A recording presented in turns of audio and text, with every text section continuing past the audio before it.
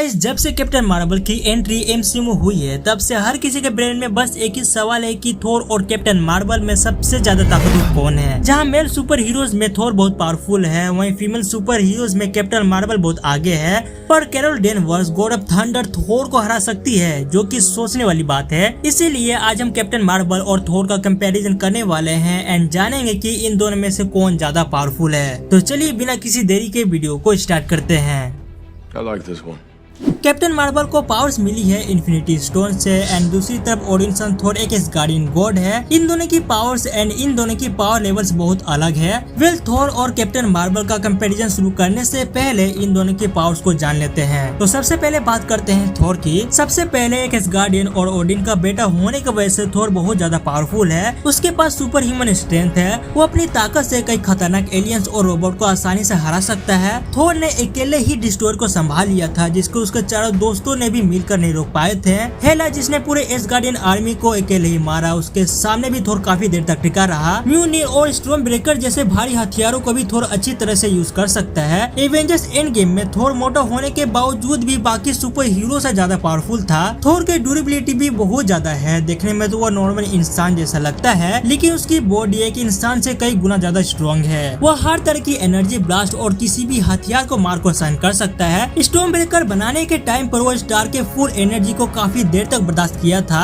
Infinity war की starting में भी काफी कुछ सहने के बावजूद भी थोर जिंदा रहा। थोर की हीलिंग पावर नेक्स्ट लेवल की है। अब देखो, वैसे तो वो आसानी से घायल होता नहीं है, लेकिन अगर वो किसी तरह जख्मी भी हो जाए तो वो तुरंत ठीक हो जाता है। दूसरे एसगार्डियन के मुकाबले थोर की हीलिंग पावर बहुत ज्यादा है। पावर स्टोन जैसे खतरनाक इन्फिनिटी स्टोन की चोट से भी वो जल्दी ठीक हो गया था। थोर का स्पेशल पावर है लाइटिंग मैनिपुलेशन। वो न सिर्फ आसमान से बिजली गिरा सकता है, बल्कि वो खुद भी बिजली पैदा कर सकता है। लाइटनिंग का कंट्रोल करने के लिए पहले थोर म्यूनिर का इस्तेमाल करता था, फिर बाद में उसकी पावर अनलॉक हो गई और वो बिना हथियार के भी लाइटनिंग को काबू करने लगा। ये लाइटनिंग एनर्जी इतनी पावरफुल है कि इससे बड़े से बड़े एलियंस को मारा जा सकता है। इसके अलावा थोर वेदर को भी कंट्रोल कर सकता है। वो जब चाहे बारिश करा सकता है और तूफान भी ला सकता है। वेल, ये सब तो थी थोर के पावर्स। अब बात करते हैं कैप्टन मार्वल के पावर्स के बारे में। तो कैरल डेनवर्स को पावर मिली है स्पेस स्टोन की एनर्जी से।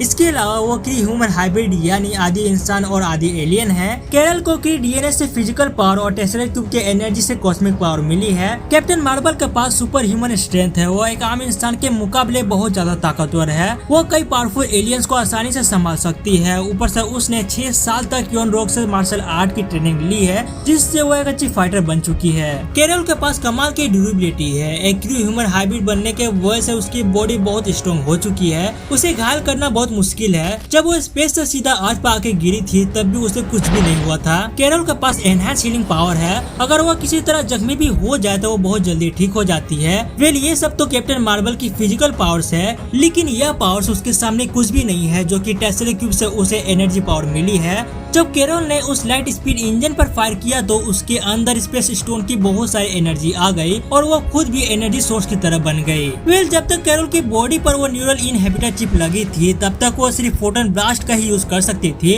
बट जैसे ही उसने चिप निकाली तो उसकी सारी पावर्स अनलॉक हो गई। अब उसके पास बाइनरी मोड की पावर आ चुकी है। बाइनरी फॉर्म में आने पर कैरल की एनर्जी लेवल बहुत बढ़ जाती है। अपनी बाइनरी पावर से उसने कई सारी मिसाइलों को खत्म कर दिया था। कैरल हर तरह की एनर्जी को एब्जॉर्ब कर सकती है और एनर्जी एब्जॉर्ब करने पर उसका पावर लेवल और भी बढ़ जाता है। कैप्टन मार्वल के पास उड़ने की भी शक्ति है। वो लाइट की स्पीड से भी उड़ सकती है। इसके अलावा उसकी एज भी बहुत धीरे धीरे बढ़ती है। एवेंजर्स एंड गेम की फाइनल बैटल पर भी कैरल की एज उतनी लग रही थी जितनी 30 साल पहले लग रही थी। वेल, ये सब हुई थोर और कैप्टन मार्वल की पावर्स के बाद। अब बात करते हैं इन दोनों में से कौन ज्यादा ताकतवर है। कैप्टन मार्वल को सबसे पावरफुल सुपर हीरो कहा जाता है, इसीलिए कई लोग मानते हैं कि वो आसानी से थोर को हरा सकती है, लेकिन ये बात इतनी भी सिंपल नहीं है। अगर स्ट्रेंथ की बात करें तो इस मामले में थोर कैप्टन मार्वल से थोड़ा आगे है, क्योंकि एसगार्डियन की एलियन से ज्यादा ताकतवर होते हैं और थोर पूरे एसगार्ड में बहुत ज्यादा पावरफुल है। ड्यूरेबिलिटी के मामले में भी थोर कैरल से बेटर है। थोर की बॉडी बहुत ज्यादा स्ट्रॉन्ग है। वो कई तरह की दबाव और प्रभाव को झेल सकता है और वो आसानी से घायल भी नहीं होता, जबकि कैरल की बॉडी थोर जितनी ड्यूरेबल नहीं है। लेकिन इंटरेस्टिंग बात यह है कि कैरल की बॉडी जब बाइनरी बोर्ड में आती है, कैरल की स्ट्रेंथ और ड्यूरेबिलिटी दोनों ही काफी बढ़ जाती है और तब उसके आगे कोई भी टिक नहीं सकता। बाइनरी फॉर्म में उसने थेनोस की भी हालत पतली कर दी थी। हीलिंग की बात करें तो इस पॉइंट पर थोर और कैप्टन मार्वल लगभग सेम है। दोनों ही घायल होने पर बहुत जल्दी ठीक हो जाते हैं, मगर स्टेमिना का मामले में केरल आगे है। जबकि थोर ज्यादा देर तक लड़ने पर थकने लगता है, वहीं केरल बड़ी से बड़ी लड़ाई करने के बाद भी थकती नहीं है। थैनोस के विशाल स्पेसशिप को तबाह करने के बाद भी उसके स्टेमिना में जरा भी कमी नहीं आई। एनर्जी मैनिपुलेशन की बात करें तो जहाँ थोर के पास लाइटिंग को कंट्रोल करने की पावर है, तो वहीं कैप्टन मार्वल के पास फोटोन ब्लास्ट की पावर है। इन दोनों की यही शक्तियाँ बहुत खतरनाक है और इन दोनों की एनर्जी लेवल भी सेम है। लेकिन खास बात यह है कि कैप्टन मार्वल एनर्जी एब्जॉर्ब कर सकती है और एनर्जी एब्जॉर्ब करने के बाद उसका पावर लेवल और भी बढ़ जाता है। मतलब जब थोर केरल को बिजली का झटका देगा, केरल की ताकत इससे और भी बढ़ जाएगी। इस सब के अलावा केरल के पास फ्लाइंग पावर है, वो लाइट की स्पीड से उड़ सकती है। अपनी स्पीड का यूज करके उसने थैनोस को भी चुटकी बजाने से रोका था। दूसरी तरफ थोर के पास उड़ने की शक्ति नहीं है और न ही वो केरल जितना तेज है। वो अपने हथियार की मदद से ही उड़ सकता है। थोर अपनी फाइटिंग स्किल और अपने हथियारों का यूज करके ही कैप्टन मार्वल को टक्कर दे सकता है। थोर का एज 1500 साल है। उसने अपने 1500 साल में हजारों जंग लड़ी है और उसने लड़ने की बहुत ट्रेनिंग भी ली है। वहीं कैरोल डेनवर्स ने भी थोड़ी बहुत ट्रेनिंग की है, मगर उसके पास थोर जितना एक्सपीरियंस नहीं है। अगर वो अपनी बाइनरी पावर का इस्तेमाल ना करे तो वो थोर से हार जाएगी। इसके अलावा थोर हर तरह के वेपन को यूज करने में एक्सपर्ट है और उसके पास बहुत खतरनाक हथियार है जो म्यूनिड और स्टॉर्म ब्रेकर के इस्तेमाल करके थोर कैप्टन मार्वल को बाइनरी मोड में भी अच्छी टक्कर दे सकता है। बट हमें ये नहीं भूलना चाहिए कि थोर एक गॉड है। खैर, इन सभी पावर्स को कंपेयर करने से हमें ये समझ में आ जाता है कि भले ही कैप्टन मार्वल के पास बहुत सारी पावर्स है, लेकिन फिर भी थोर का एक्सपीरियंस की वजह से उसे हरा नहीं सकती।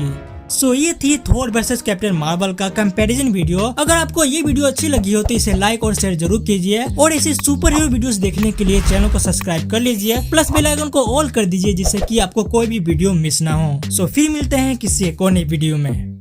बाय।